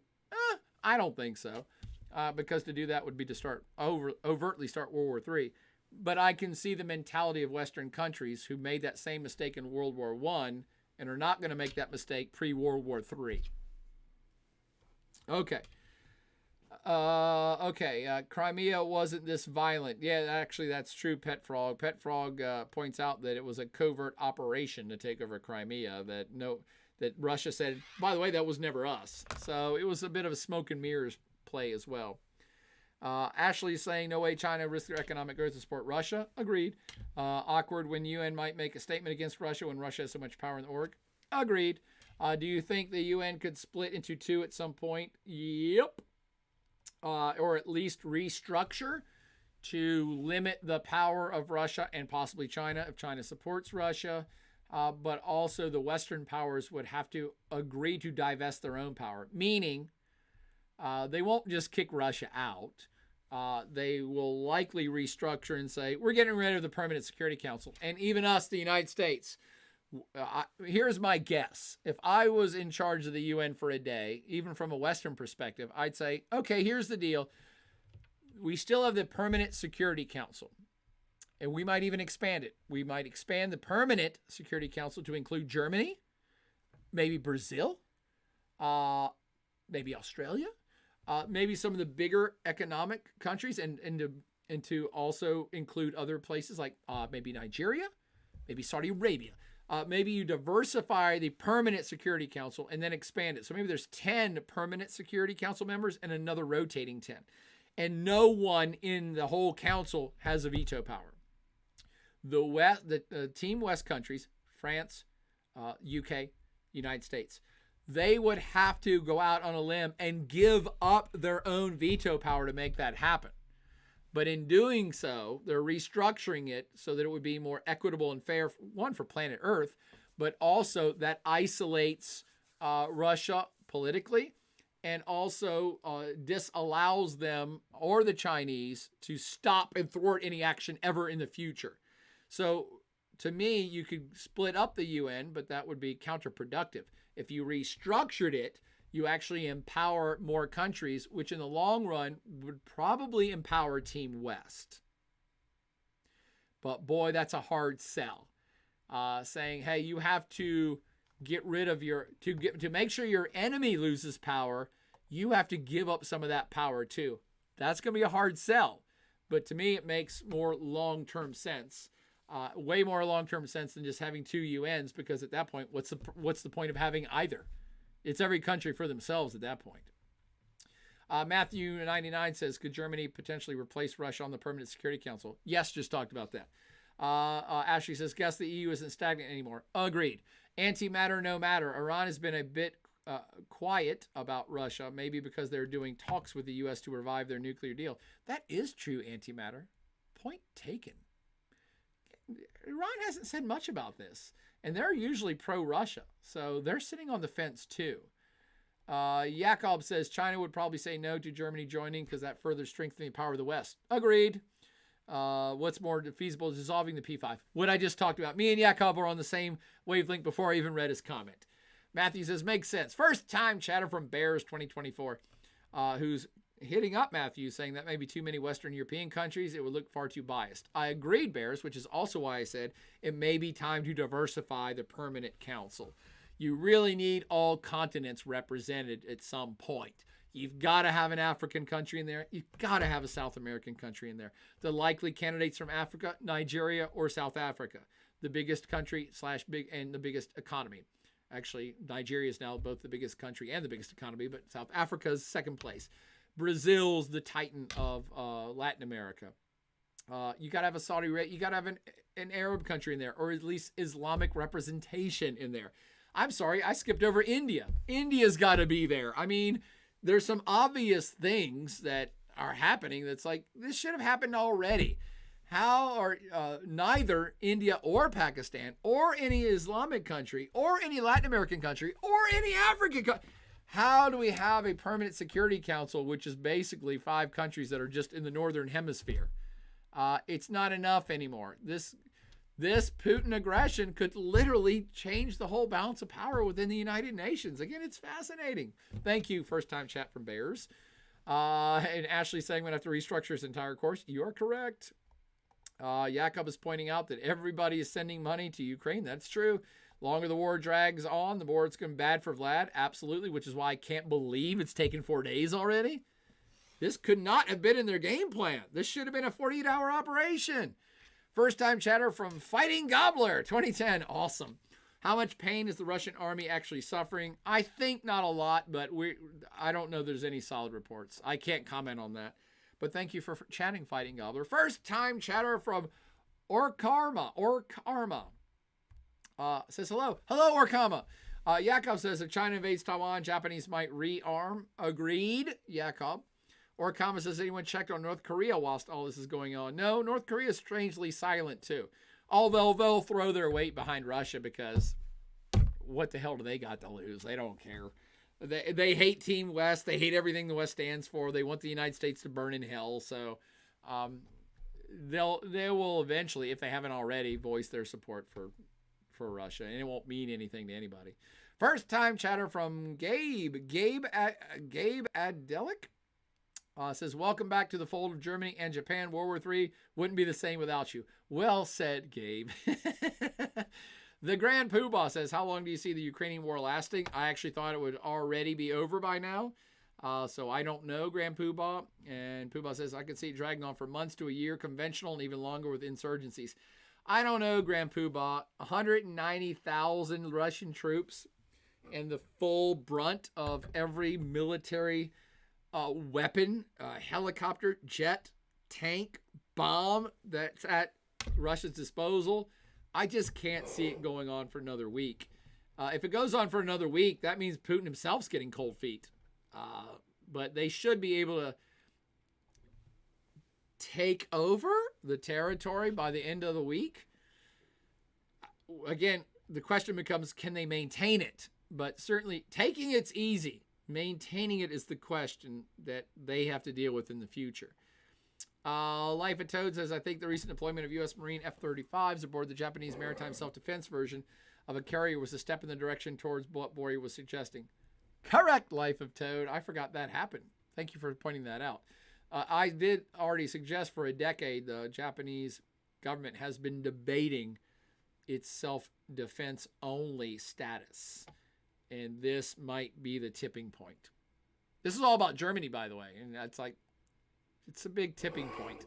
This could affect a lot of other things, including Japanese rearmament. But I got to be honest, I still have like 500 questions to go, but I'm kind of out of steam because I haven't eaten yet today. So I'm sorry I didn't get to everybody's. Let me see if there's anybody else I need to shout out for first timers. I never want the first timers to feel like they didn't get recognized. Let's see. First time chatter from Val Kalin. So is he stuck in an echo chamber filled with yes men? You're suggesting that to Putin? You are correct. Welcome, Sloot 13. Welcome back. Vikram's got great comments. Firo Hokie, Mexican Goose back up in the hizzle. First time chatter from Hostboat. Good screen name. Hostboat. Will the next State of the Union address be the most important one in years? It'll be the most interesting one in years. That's for sure. Because it's not going to be about the State of the Union. It's going to be about the state of the world. Mac user 1232 saying not happening. Taiwan has jets. Taiwan has a serious military firepower, by the way, supplied by the United States. So taking over Taiwan is not going to be easy for China if they do it like Russia's doing it, or Russia's trying to do it. First time chatter from YTM. Well, I'm sorry, YT Mad M Current says Z hail. Okay. Only here for the podcast. Thanks for tuning in. Thanks, Amelia for it. Thanks, Falcon. Thanks, Typro. Thanks, Ashley, Beanman, Fighting Gobbler, everyone who tuned in. I appreciate it. It was supposed to be a 30-minute podcast. We went for another 2 hours. I was trying to keep it tight. I was just talking about Germany, but it is a significant big deal. I'll end with where I started.